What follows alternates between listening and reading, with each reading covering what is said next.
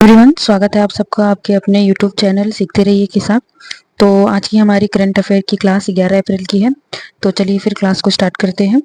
तो क्लास को स्टार्ट करने से पहले हम अपने रिवीजन क्वेश्चंस को देखेंगे जो कि हमने प्रीवियस क्लास में किया था। तो हमारा जो है हमने जो रिवीजन किया था उसमें बांग्लादेश ऑर्टेमिस समझौते पर हस्ताक्षर करने वाला कौन सा देश बन गया है, तो वो 54वां देश बन गया है। और 150वें अंतर संसदीय संघ IPU शिखर सम्मेलन का आयोजन किस देश में किया गया, तो उज्बेकिस्तान में। और पैसिक्स अभ्यास कहाँ आयोजित किया गया जिसमें भारत ने न्यूजीलैंड के साथ मिलकर भाग लिया, वो अदन की खाड़ी में। उसी तरीके से जापानी ग्रैंड प्रिक्स 2025 का खिताब निम्न में से किसने जीता, तो मैक्स वेटरस्टैपेन ने जीता। और हरियाणा राज्य ने पुलिस भर्ती में अग्निवीरों के लिए कितने प्रतिशत आरक्षण की घोषणा की है, तो वो 20%। लापता बच्चों को खोजने और भगोड़ों को ट्रैक करने के लिए जीपी दृष्टि कार्यक्रम निम्न में से किसके द्वारा शुरू किया गया, तो गुजरात के द्वारा। राम सहाय पांडे कौन थे जिनका हाल ही में निधन हो गया, तो वो लोक नर्तक थे। और किस देश ने COP30 से पहले वैश्विक जलवायु परिषद के निर्माण का प्रस्ताव रखा, तो ब्राजील ने। किस राज्य ने अप्रैल 2025 में 2000 साल पुराने मेगालिथिक अवशेषों की खोज की सूचना दी, वो है केरल। उसी तरीके से PSLV ऑर्बिटल एक्सपेरिमेंटल मॉड्यूल 4 किस अंतरिक्ष संगठन द्वारा विकसित एक अंतरिक्ष अनुसंधान प्लेटफॉर्म है, जो कि इसरो। पोषण पखवाड़ा पहल को लागू करने के लिए नोडल मंत्रालय कौन सा है, महिला एवं बाल विकास मंत्रालय है। उसी तरीके से खेलो इंडिया यूथ गेम्स 2025 के 7वें संस्करण की मेजबानी कौन सा राज्य करेगा, तो वो है बिहार। तो ये थे हमारी रिवीजन के कुछ क्वेश्चंस। उसके बाद हम आगे बढ़ेंगे, आज की हमारी क्लास के पहले क्वेश्चन को देखेंगे जो कि है पंचायत उन्नति सूचकांक PAI के अनुसार किस राज्य में अग्रणी ग्राम पंचायतों की संख्या सबसे अधिक है। तो इसका जो राइट आंसर होगा वो होगा ऑप्शन नंबर डी होगा गुजरात, क्वेश्चन नंबर 1 का। चलिए इसके एक्सप्लेनेशन को देखते हैं। जो पंचायती राज मंत्रालय ने स्थानीय सतत विकास लक्ष्यों SDG के अनुरूप 2.5 लाख से अधिक ग्राम पंचायतों के विकास को मापने के लिए पंचायत उन्नति सूचकांक PAI लॉन्च किया। और पंचायत उन्नति सूचकांक PAI गरीबी मुक्त, स्वस्थ, बाल सुलभ, जल पर्याप्त, स्वच्छ और हरा, महिला अनुकूल और अच्छी तरह से शासित पंचायतों जैसे 9 विषयों में प्रगति का आकलन किया है। और गुजरात 346 फ्रंट रनर ग्राम पंचायतों के साथ सबसे आगे है। उसके बाद तेलंगाना 270 के साथ दूसरे स्थान पर है। अगर बात करें पंचायती राज के बारे में, तो इसकी जो व्यवस्था है वो भारत में कब शुरू हुई, तो वो 2 अक्टूबर 1959 को राजस्थान के नागौर जिले में। और पंचायती राज व्यवस्था को संवैधानिक दर्जा कब मिला, 73वें संविधान संशोधन अधिनियम 1992 के। उसी तरीके से उसके माध्यम से पंचायती राज व्यवस्था को संवैधानिक दर्जा मिला था, जो 24 अप्रैल 1993 को लागू हुआ।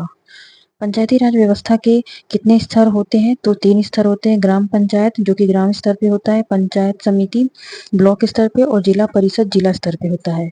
पंचायती राज के जनक के रूप में किसे माना जाता है, तो बलवंत राय मेहता समिति को माना जाता है। उसी तरीके से संविधान की 11वीं अनुसूची में कितने विषय पंचायत के लिए सूचीबद्ध हैं, तो 29 विषय पंचायत के लिए सूचीबद्ध है। उसी तरीके से पंचायत चुनाव के लिए न्यूनतम आयु सीमा क्या है, तो 21 वर्ष है। किस राज्य में पंचायत प्रणाली को लागू नहीं किया गया है, तो वो है नागालैंड, मेघालय और मिजोरम में। इन 3 जगहों पे पंचायत प्रणाली को लागू नहीं किया गया है। पंचायती राज संस्थाओं का कार्यक्रम कितना होता है, तो ये 5 वर्षों का होता है। और ग्राम पंचायत के सदस्य कैसे चुने जाते हैं, तो ये प्रत्यक्ष चुनाव द्वारा चुने जाते हैं। ओके, देन हम अगला क्वेश्चन देखेंगे। क्वेश्चन नंबर 2 है, हाल ही में विश्व होम्योपैथी दिवस कब मनाया गया है, तो इसका राइट आंसर होगा ऑप्शन नंबर सी होगा 10 अप्रैल, 10 अप्रैल को जो है मनाया गया। और ये जो है ये महत्वपूर्ण दिन डॉक्टर सैमुअल हैनीमैन की जयंती का प्रतीक है, जो होम्योपैथी के संस्थापक डॉक्टर सैमुअल हैनीमैन का जन्म 10 अप्रैल 1755 को जर्मनी में हुआ था। और विश्व होम्योपैथी दिवस 2025 के अवसर पर गुजरात में 2 दिवसीय सम्मेलन का आयोजन किया जा रहा है, जिसकी थीम है अध्ययन, अध्यापन एवं अनुसंधान। ओके, देन आगे बढ़ेंगे। अप्रैल महीने में जो कुछ महत्वपूर्ण दिवस हैं, जैसे 1 अप्रैल को ओडिशा दिवस मनाया गया, 2 अप्रैल को विश्व ऑटिज्म जागरूकता दिवस, 5 अप्रैल को राष्ट्रीय नौवहन दिवस, और 5 अप्रैल को समता दिवस दोनों एक ही दिन मनाया गया। उसी तरीके से 7 अप्रैल को विश्व स्वास्थ्य दिवस मनाया गया। ओके, देन आगे बढ़ेंगे। क्वेश्चन नंबर 3 है, हाल ही में चर्चा में रहा माउंट कर्नलाउन किस देश में स्थित है? ओके, कर्नलाउन किस देश में स्थित है? क्वेश्चन नंबर, तो इसका राइट आंसर होगा ऑप्शन नंबर डी होगा फिलीपींस। ओके, देन आगे बढ़ेंगे, इसके एक्सप्लेनेशन को देखेंगे।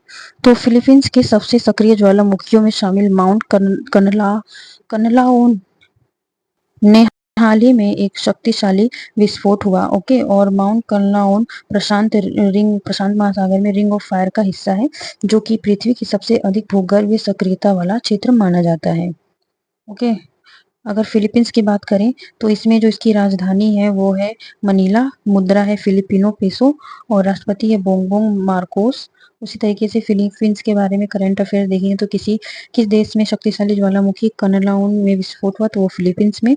और नाइट फ्रैंक की रिपोर्ट के अनुसार घर की कीमतों में बढ़ोतरी के मामले में मुंबई दुनिया में तीसरे स्थान पर है, जो कि फर्स्ट जो है मनीला फिलीपींस है। ओके, श्री हर्ष कुमार जैन फिलीपींस गणराज्य में भारत के अगले राजदूत बने हैं। Point to be noted, Harsh Kumar, ये एग्जाम में इंपॉर्टेंट क्वेश्चन हो सकता है।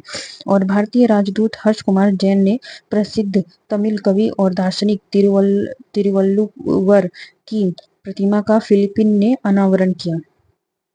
ओके, देन आगे बढ़ेंगे। क्वेश्चन नंबर 4 है, पहली बार हिमालय ऊंचाई वायुमंडलीय एवं जलवायु केंद्र कहाँ लॉन्च किया गया है? तो इसका जो राइट आंसर होगा ऑप्शन नंबर ए होगा उधमपुर, जम्मू कश्मीर में। इसके एक्सप्लेनेशन को देखते हैं। तो इसके एक्सप्लेनेशन है, केंद्रीय मंत्री जितेंद्र सिंह ने जम्मू कश्मीर के उधमपुर जिले में पहला हिमालयी ऊंचाई वायुमंडलीय और जलवायु केंद्र शुरू किया, और यह नया केंद्र हिमालयी क्षेत्र के लिए सटीक जलवायु और मौसम पर पूर्वानुमान प्रदान करेगा। आगे बढ़ेंगे। यहाँ है भारत में पहला तो अब इसमें क्या बनाया जाएगा, जिसके बारे में यहाँ पे बताया गया है। कुकरेल नाइट सफारी एवं एडवेंचर पार्क लखनऊ में बनाया जाएगा। भारत का पहला vertical bifacial solar plant Delhi. देश का पहला डिजिटल म्यूजियम कहाँ खोला गया है, वो है महाराष्ट्र। और एआई से निर्मित भारत की पहली हिंदी गायिका और मॉडल कौन बनी है, माया है। उसी तरीके से भारत का पहला वेटलैंड शहर उदयपुर और इंदौर को बनाया गया। भारत की पहली traffic light free city Kota है। उसी तरीके से उबर ने भारत की पहली जल परिवहन सेवा कहाँ शुरू की है, श्रीनगर में। भारत की पहली नाइट सफारी कहाँ बनाई जा रही है, लखनऊ। भारत के पहले ग्रीन हाइड्रोजन फ्यूल स्टेशन का उद्घाटन कहाँ किया गया, लेह लद्दाख में।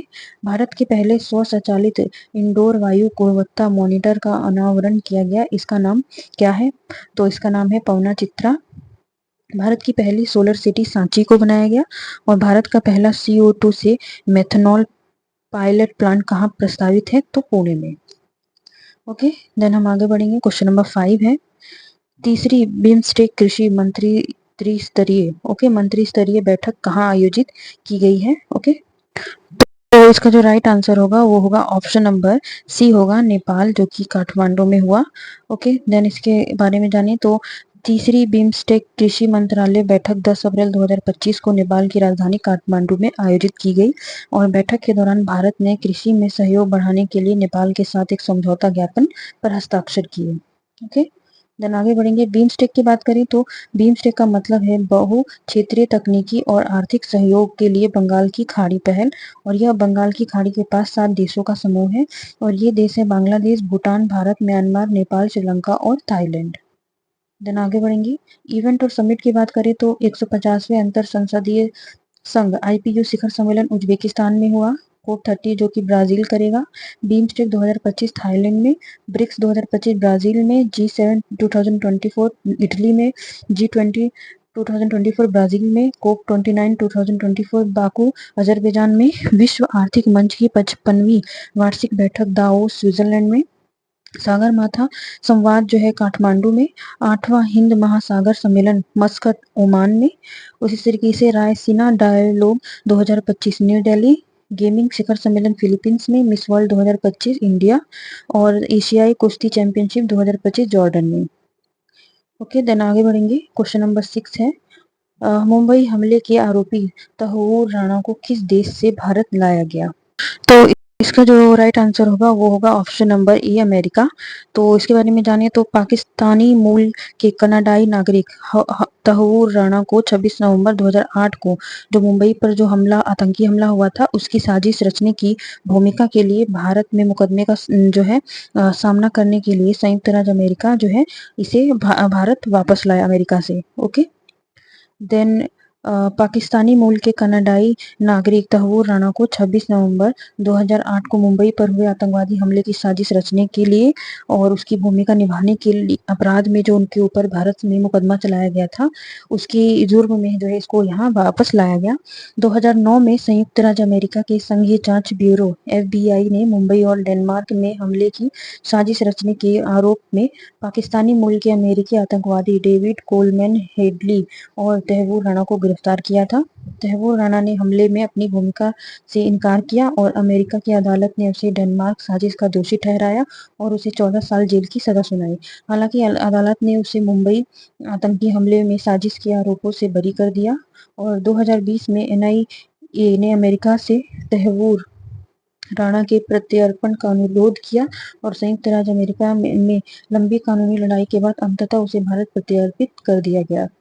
ओके, देन आगे बढ़ेंगे। अगर हम अमेरिका की बात करें तो राजधानी इसकी है वॉशिंगटन DC, मुद्रा है अमेरिकी डॉलर, राष्ट्रपति है डोनाल्ड ट्रंप और इसकी करंट अफेयर के बारे में जाने तो पनडुब्बी ट्रैकिंग के लिए सोनो बॉय पर भारत और अमेरिका के बीच साझेदारी हुई है और अमेरिका में रैबिट फीवर अमेरिका का कैलिफोर्निया राज्य भीषण जंगली आग की चपेट में है और बाल्ड ईगल को आधिकारिक तौर पर संयुक्त राज्य अमेरिका का राष्ट्रीय पक्षी घोषित किया गया है और dark eagle anti missile system किस देश के द्वारा विकसित किया गया है तो वो है अमेरिका के।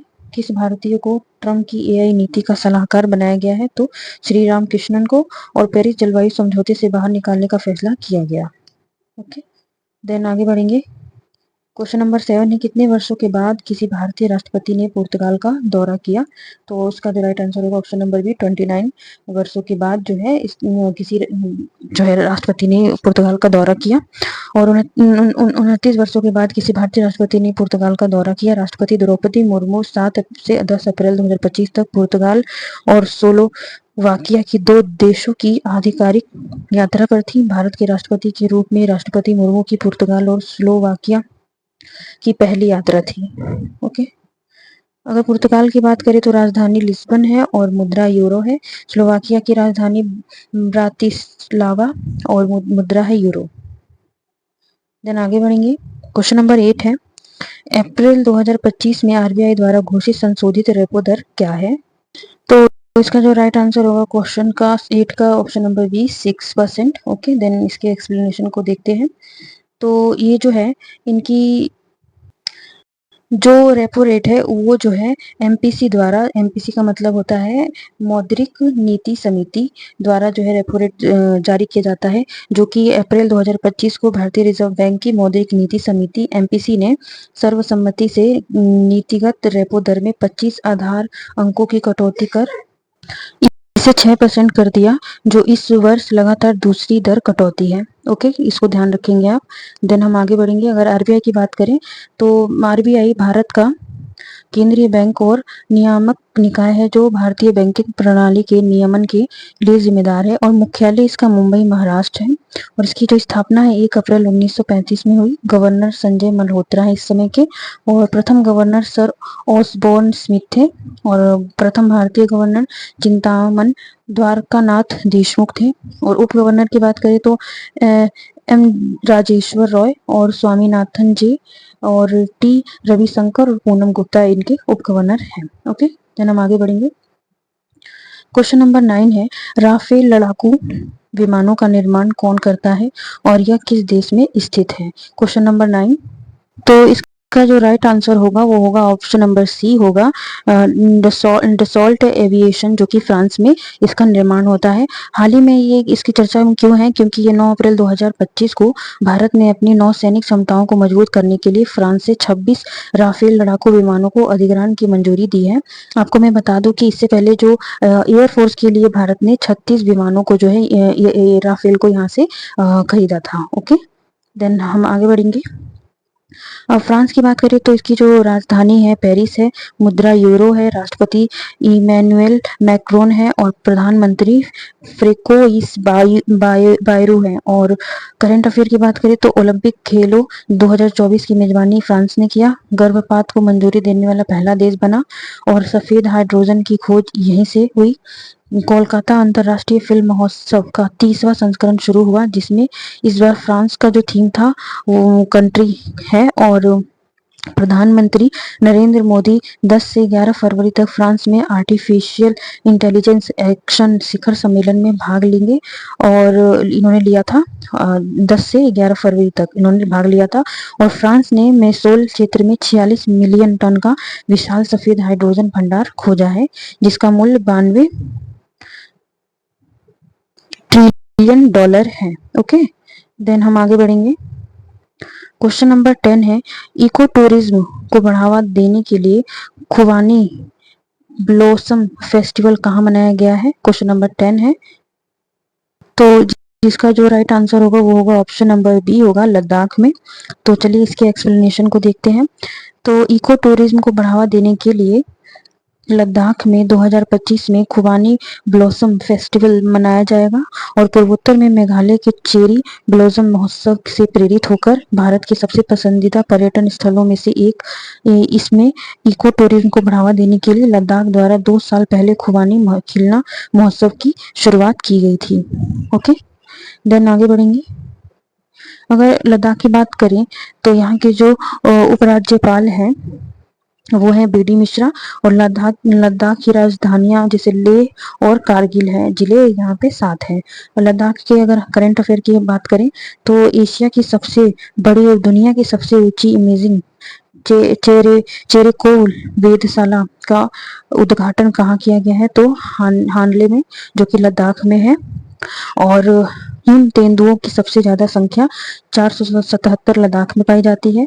सेना ने काकसर ब्रिज का नाम बदलकर कैप्टन अमित भारद्वाज सेतु रखा है।